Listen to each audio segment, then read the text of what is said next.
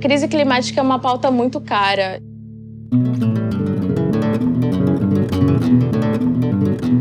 E quem paga essa conta há muito tempo é a população. O planeta está aí, ele está gritando. É na luta pelo território, né, que a gente defende o clima, defende o espaço. A gente precisa defender essa floresta.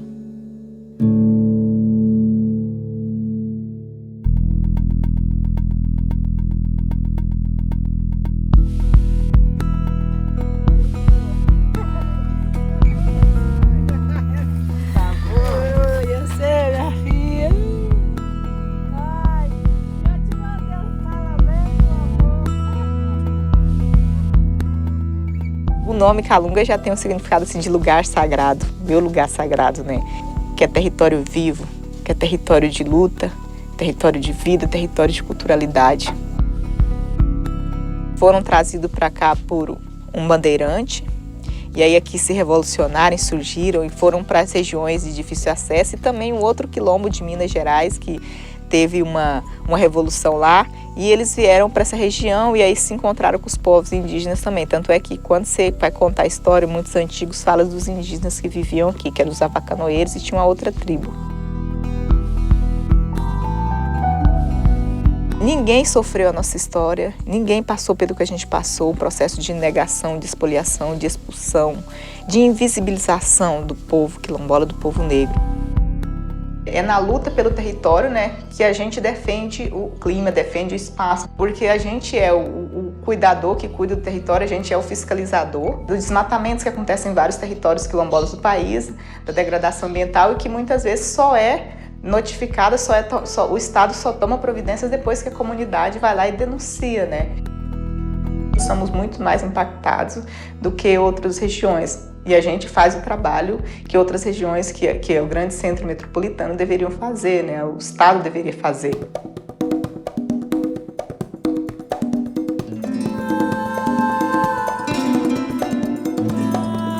Queria ser alguém para contribuir para a luta da comunidade, para defender o meu pai, para defender minha família, meus familiares dentro do território que viviam ameaçados de expulsão, né?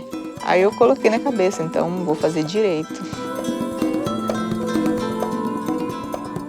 Porque eu queria fazer algo que eu pudesse me defender, mas defender as pessoas também.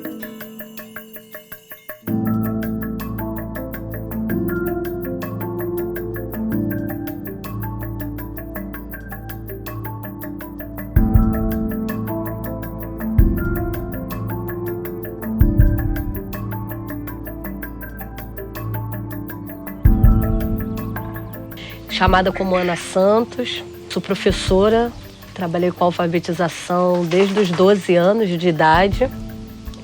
E a leitura, né, foi a porta de transformação e de entrada para eu ver um mundo diferente, para eu me ver diferente nesse mundo.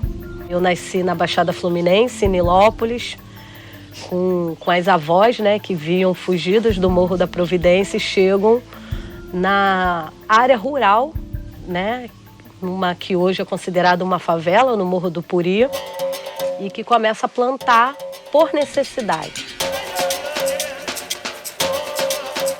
Na escola a gente aprende, né, que o rural tá lá produzindo pra gente comer aqui no urbano, né? Então, era muito tido como servidão, né? Você tá servindo, mas não, era potência, né? É potência. Eu, né, como estudei administração, a economia ela foi muito forte também para chegar nessa sensibilidade do invisível. Do que menos as pessoas enxergam é o que mais que gera potência, né? Que é a mulher preta, né? Que a gente fala, tá na base da pirâmide. Mas ela tá na base da pirâmide movimentando toda ela, né? O eixo central é produzir comida, é produzir soberania, é produzir outras formas de vida a partir da agroecologia. Antes um espaço muito pequeno de 2 hectares e que hoje é um espaço em torno de 10 hectares. A favela também planta, a favela é cidade, mas a cidade é diferente. A gente precisa defender essa floresta, porque essa floresta ela vai gerar comida, ela muda o nosso clima aqui dentro, ela gera água e ela gera lazer. São muitos os desafios para a gente, né, na favela, fazer agricultura urbana. Cada vez mais a gente tem menos água, né? Então a gente tem que plantar água, tem que plantar bananeira, tem que reutilizar toda a água que a gente tem a partir do ciclo da bananeira que tem no SEM. A bananeira, né, que ela puxa, né, muita água, faz brotar água, ela necessita de muita água. Então é uma forma da gente reter essa água desse rio, né, e produzindo alimentos. Então essas bananeiras aí foram plantadas com a juventude, com a universidade, com os jovens da gastronomia, plantando soberania aqui na Serra da Misericórdia. Então a nossa agrofloresta já começa assim, com bananeiras. Outro grande desafio é porque a gente mora no morro. E o morro, né, tem quando desce a água, desce com muita velocidade, né? Então as enchentes, todo esse processo da chuva, né, que é muito danoso para o nosso solo, também é danoso para a agricultura. Então a gente precisa plantar em curva de nível. E também tem os desafios que não são climáticos, como a própria segurança pública, né? Porque se eu tô com uma enxada lá do alto da mão e tá tendo um tiro, para quem tá vendo de longe parece que eu tô com uma arma. Então eu tenho que descer. Naquele momento certo, da lua certa, que a muda precisa ir pro chão, muitas das vezes a gente não consegue obedecer esse tempo da natureza.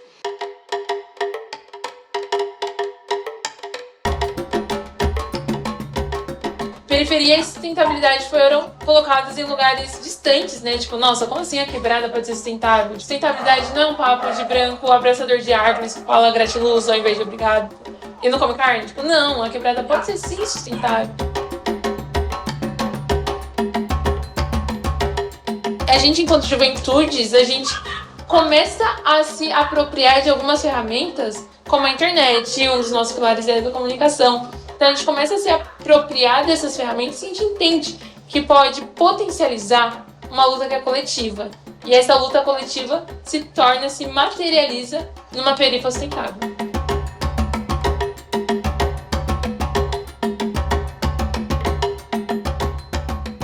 Eu vejo muito a missão do Instituto Perifa Sustentável como conectar mundos e criar pontes.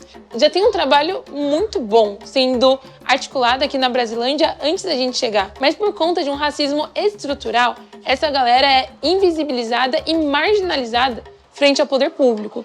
E eu sinto que a gente tá com essa habilidade de transitar em alguns espaços. Então a gente vai para a Alesp, a gente participa das conferências internacionais sobre mudanças climáticas da ONU. Ao mesmo tempo, também está no território. Ao mesmo tempo, a gente está articulado com essas lideranças. O pessoal aqui está no corre, leva 3 horas para chegar no trampo. Por que a gente não repensa o nosso planejamento urbano, onde a gente possa ter cidades justas para todo mundo? E não apenas para uma elite da população. Uma elite branca, rica, que não entende a dinâmica do território. O nosso foco, de fato, é articular a demanda a partir dos moradores, que somos nós, muitas vezes.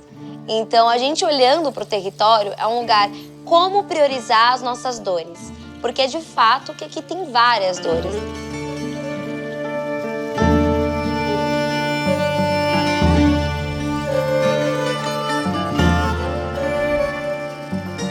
O poder público não se conversa e a questão da crise climática ainda não foi entendida pelos governos como uma pauta urgente, interseccional, como ela de fato é.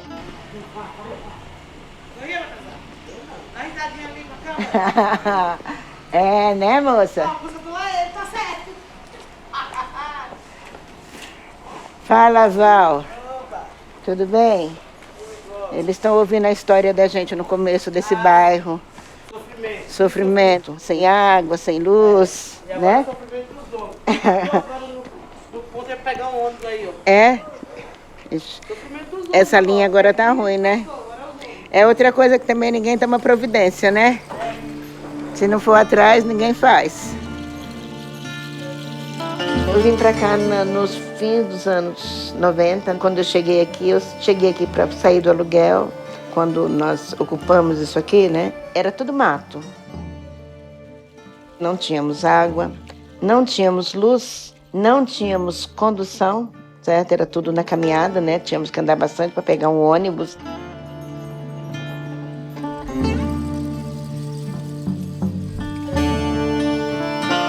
A maior parte das pessoas que vieram para cá há muito tempo atrás, tudo era da mina.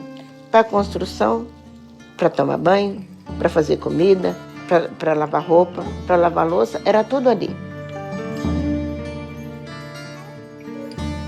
Enquanto ainda tínhamos a mina aqui embaixo que dava para usar, né? Faltou água, eu posso ir lá na mina pegar um balde d'água para tomar banho, para fazer alguma coisa, né? Com a mina poluída, e quando tinha as casinhas aí embaixo, eu não tinha de onde tirar água aqui mesmo. Parou com esse negócio de faltar água durante o dia, mas à noite, para quem ainda não tem caixa, ou as pessoas estão morando, vindo para cá agora, entendeu? Primeira coisa que tem que fazer é providenciar uma caixa d'água. É recente agora para a gente ter água todos os dias em casa. Muitas vezes as pessoas, né, não vivem, elas sobrevivem. De vez em quando eu falo que pobre vive de teimoso.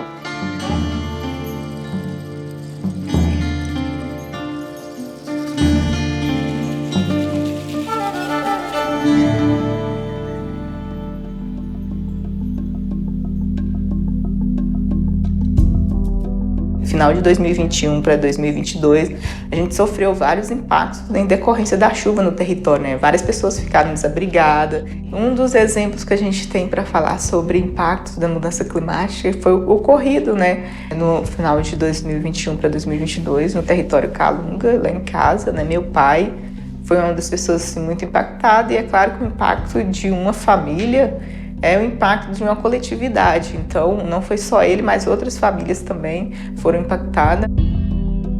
O impacto dele perder a casa impactou diretamente também na minha vida pessoal e profissional, né? Porque eu não conseguia trabalhar sem pensar no que ele estava passando na comunidade também, sem casa, tendo que acampar.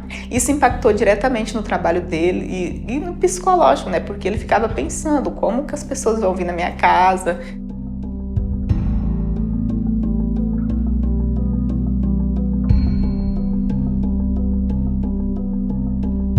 Qualquer apoio para uma agricultura urbana, ela precisa de um apoio de subsistência.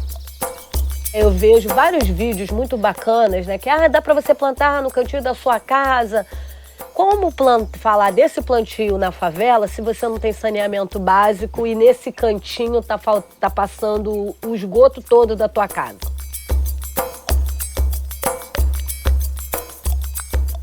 Todo esse espaço agrícola, ele dialoga, né, com a Escola Popular Agroecológica.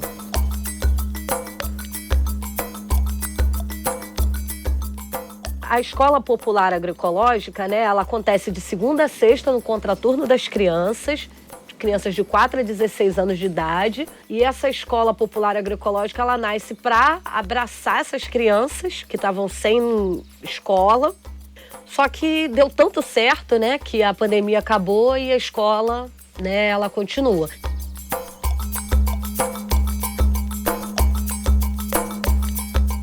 Nós desenhamos, né, nesse processo de colheita para 50 famílias, que são as famílias das crianças da escolinha. Na semana passada eu recebi uma moradora que ela falou: nossa, em algum momento eu esqueci que eu estava dentro da favela. Isso para mim foi muito gratificante, né, porque a gente, com pouco, a gente consegue transformar o local que a gente está. E essa é a proposta. A gente quer comer bem, mas a gente também quer viver bem. A gente quer morar dignamente.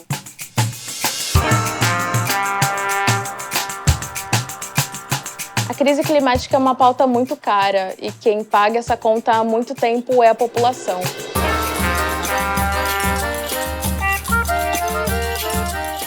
Porque a justiça climática não se faz, justiça ambiental não se faz sem a justiça social, sem a justiça racial. E é para isso que a gente está lutando, né? Não só para visibilizar essas vozes, mas para transformar isso em ações concretas, para que o poder público olhe para as favelas e olhe para as periferias, não com zelo, com carinho, mas com a obrigatoriedade de trazer infraestrutura e de fazer as políticas públicas acontecerem na periferia e para as comunidades vulnerabilizadas, porque são elas que mais precisam.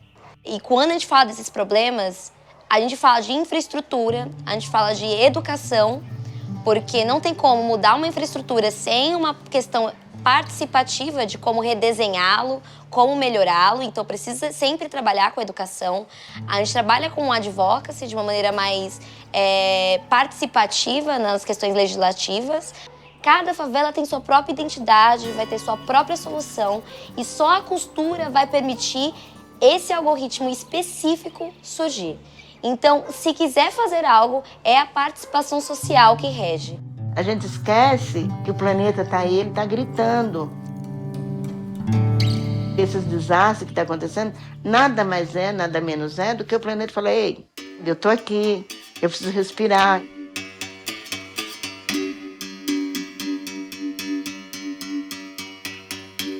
A saída que a gente enxerga é garantir os direitos das comunidades, das populações tradicionais, dos povos indígenas, de ocuparem seus territórios, de estarem nos seus territórios, de produzirem nos seus territórios, de defender os seus territórios, de cuidar dos seus territórios, de fazer a gestão dos seus territórios da forma que elas entenderem que seja melhor para elas.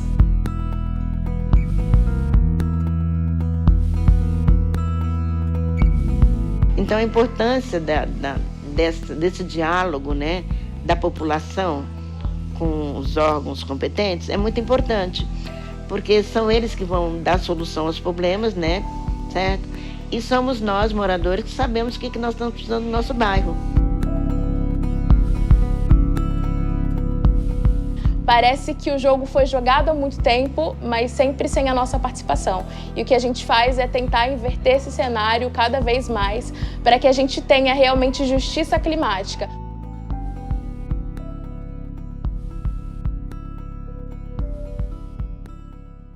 Tu tá entendendo? O que vai ser do futuro dos seus netos? Qual é o planeta que nós vamos deixar para eles?